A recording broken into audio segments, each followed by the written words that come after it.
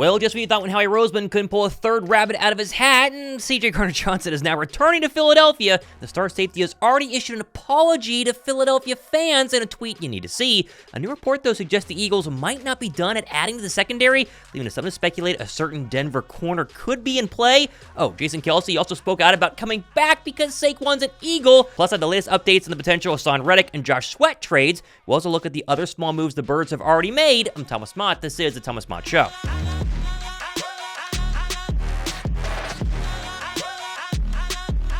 Well, over the past 12 hours, Philadelphia has again added to their defense by inking CJ Gardner-Johnson. He's back on a late-night deal that's very team-friendly. 3 years, $33 million, with only $10 million being guaranteed for what is a star safety who, remember, just a year ago, wanted $18 million a year last offseason before signing with Detroit. Oh, and the best part is, despite CJ Gardner-Johnson being on camera right after he signed with Detroit saying that he hated the Philadelphia Eagle fans, he's already gone on Twitter and issued an apology saying, quote, "I do owe the fans of Philly an apology. Regardless, this is an amazing place. We had some memories together. Let's go get us one." Honestly, CJ, no need to apologize. Like, we Eagle fans, we can be sometimes a little bit annoying. Plus, apparently, we stole your car. All's forgiven. Don't even worry about it. We're just super excited to have you back, the ball hawk safety that you are, in Philadelphia, and hopefully helping fix this defense. Although I do wonder if he's going to try and take Nolan Smith's number 3 jersey after posting this edit of himself on his Instagram. I don't really know. Now, myself and Josh Davis, we were the first ones live, as we always are, for the breaking news late last night. So if you've not subscribed yet, we're trying to get to 45,000 subs. There are going to be more moves today, more on that in a second, and this is the one-stop shop first place that you need to find out about everything happening with the Birds. And of course, speaking of the moves today, well, if you believe the NFL Network's James Palmer, Howie's not done trying to improve the secondary, leaving many to believe that Justin Simmons might still be in play. Now, Simmons, of course, was linked to the Titans late last night, according to Diana Rossini, but no deal has since happened, and so honestly, as I'm filming this video, he's still available. I'm kind of hoping Howie can pull off another safety signing on free agency day 3. And there's also some speculation that the Eagles are still looking to trade for a secondary piece, and while Pat Surtain is my number 1 option, I doubt Denver will ever part way with the all-world cornerback. But hey, Howie's done some crazy stuff the first couple of days. One can at least hope, right? Plus, throw in Josina Anderson mentioning Philly is on the hunt for a linebacker late last night. And again, today, day 3, it's not going to be dull. It should be very, very interesting. Oh, and by the way, we're still patiently waiting for an update on the Josh Sweat trade, which apparently Josh Sweat hinted yesterday morning when he posted this on his Instagram saying, "I will miss you," that apparently a trade was coming. But as of now, we've got no more updates on both Sweat and Reddick's status on Philadelphia. There is a chance that Howie waits to trade Josh Sweat and Haason Reddick because maybe the trade value is not as strong as he thought it would be right now. You wait till the NFL draft, maybe on draft night, a team misses on a young pass rusher and they need to trade for one. You could package them in a deal to move up in the draft.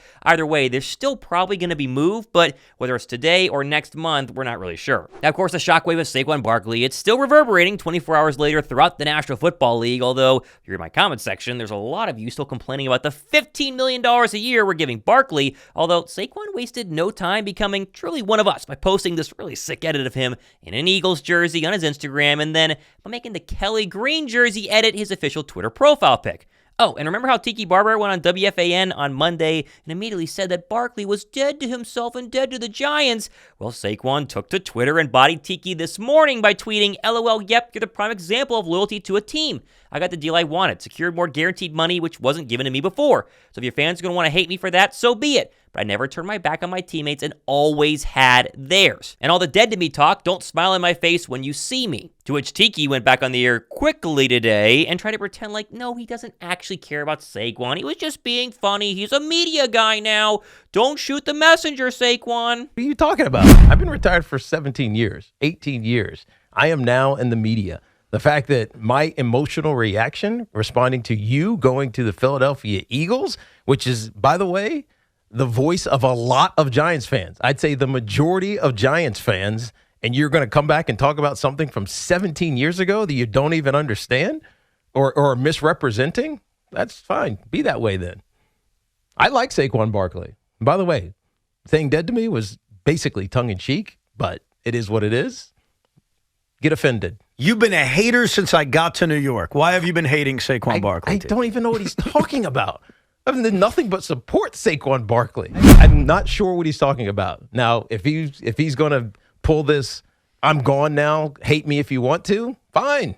We'll hate you, right? You're not talking to me because I don't care. I've been retired for a long time, almost 50 years old. It's so funny to watch the Giants fans and Tiki Barber cry and cry and cry about Saquon leaving and going to their division rivals, the Eagles. Oh, it's so terrible. But didn't the Giants have ample opportunity? And Saquon clearly was begging them to give him a contract extension to stay with the Giants. He wanted to be a Giant for life. And then, of course, they don't give him the guaranteed money that he wants. And Saquon says, okay, who will? In comes Philadelphia, Howie Roseman. They give the guaranteed money, and boom, Saquon moves on. It's money. It's all about money. This whole loyalty BS when you're not getting the money you're offered by the original team is really ridiculous. Maybe if you would just paid him, he'd still be a New York Giant. And let's be real, though, the Giants did have a good opening day of free agency yesterday. They got better in the trenches, made a nice trade, but their whole problem, especially on offense when it comes to Saquon, is the fact they decided to give Daniel Jones $80 million instead of re-signing Barkley to a fair team deal. I guess I just wish Giants fans could be more like Dak Prescott's brother, Tad, who actually tweeted, this is a real tweet,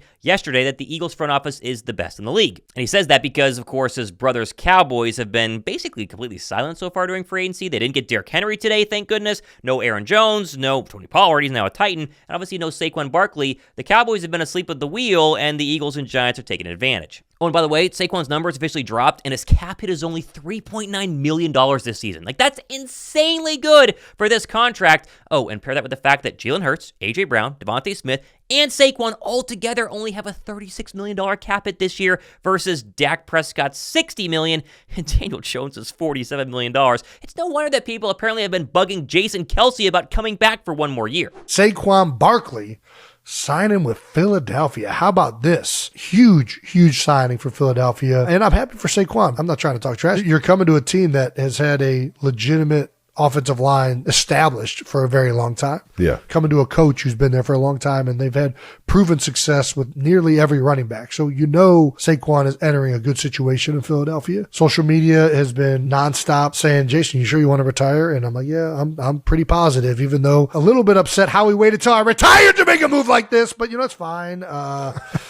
It'll work out great. The skill set in Philly, the skill positions in Philly. It's pretty good. We got A.J. Brown, Devontae Smith, Dallas Goedert. You have Pro Bowlers at every starter. It's crazy. Every starter on, really not even Howie the skill. Season, baby. Howie every season. Starter on that Philly offense is a Pro Bowler. Every single one of them. I could not be more bullish. We talked about it last week. This is what I'm regretting. I knew when I retired that I was going to miss just an outstanding season for the Philadelphia Eagles, and it sucks. It really does. I want to be a part of this so bad. I wish I could, but it doesn't suck in the way that I get to still like, hey, I'm a Philadelphian. I get to watch it and celebrate it just like everybody else. So I'm excited for that. Okay, so he basically shut down those rumors. But still, it's got to be a little tough for the 36-year-old to go, man, can you imagine blocking for Saquon with the talent that we have? What if I convince Kylie to come back for one more year? There's still time, but it's very, very unlikely. Now, of course, the Eagles haven't just made some big signings. They've also made a couple of smaller ones, have added some depth to a couple of places that desperately needed, the first of which was former Saints linebacker Zach Bond, who played special teams and some outside linebacker for the Saints since being a third-round draft pick back in 2020. Of course, you're thinking, oh, great, Thomas, they got a linebacker. We need linebacker depth. This has got to be a really good signing. Well, that's until you actually realize that in 2023, Bond found some success as a pass rusher. He had the first 2 career sacks of his entire career, 4 quarterback hits, played primarily on the ball. He played a career-high 301 defensive snaps. 252 of them came on the line, according to Pro Football Focus. So Bond is basically a project pass rusher who played a lot last year, but still for a bad Saints football team, he's on a 1-year deal. He'll compete for a roster spot, and if he can blossom into a decent pass rusher, then he'll make the team. Perhaps the strange move of the day, though, was the Eagles signing former Patriots wide receiver Devontae Parker to a 1-year deal worth $4.69 million, fully guaranteed, of which Philadelphia only pays $1.2. Okay, good. The New England Patriots will pay the rest. Still, though, Parker is not necessarily an elite receiver anymore. It's been since 2019 since he had over 1,000 yards, albeit in the Patriots offense, but he's also been absolutely terrible in terms of trying to separate the past couple of years, ranking 115th out of 115th this past year, last in 2022, 2021, and of course 2020. Yeah, he's well past his prime. I guess the thought is that you can compete to be maybe wide receiver 3 in the Eagle offense, although as an outside receiver means you got to move Smitty around to the inside a little bit more. Either way, the Parker signing to me is something that it's going to be a long shot for him to actually make the Eagles' final 53-man roster come after training camp next year. The Birds also signed a backup guard. This one definitely more of a depth signing for the interior offensive line in Matt Hennessy to a 1-year deal. And you must give Hennessy some credit. I mean, he's 26 years old, and he started 22 games for Atlanta at both center and guard since being drafted in 2020. And of course, with Jason Kelce gone and Cam Jurgens moving over to center, having Hennessy ready and able to play either guard or center in case the worst thing were to actually happen during the season is a really, really smart depth signing. He's for sure going to make the roster. Now, of course, speaking of the offensive line, the Birds inked guard Landon Dickerson very early on Monday morning to a brand new 4-year mega guard contract. He spoke to the media today at the NovaCare Complex, and he emphasized that leaving was never really a part of the plan. I'm super excited. To me, it reiterates how much, the coaches and Howie and Mr. Laurie want to keep me around here. And, I absolutely, love being here. And I really didn't plan on going anywhere else. I have to tell Howie that, though. But, it just shows a lot of respect and, how much, trust they have in me to, continue to grow as a player and develop and do good things for this team in this city. Oh, and in terms of spending his newly earned $80+ million? I don't know. I may go get a new lawnmower. Kind of something I've been looking into. Riding? Yeah, zero turn.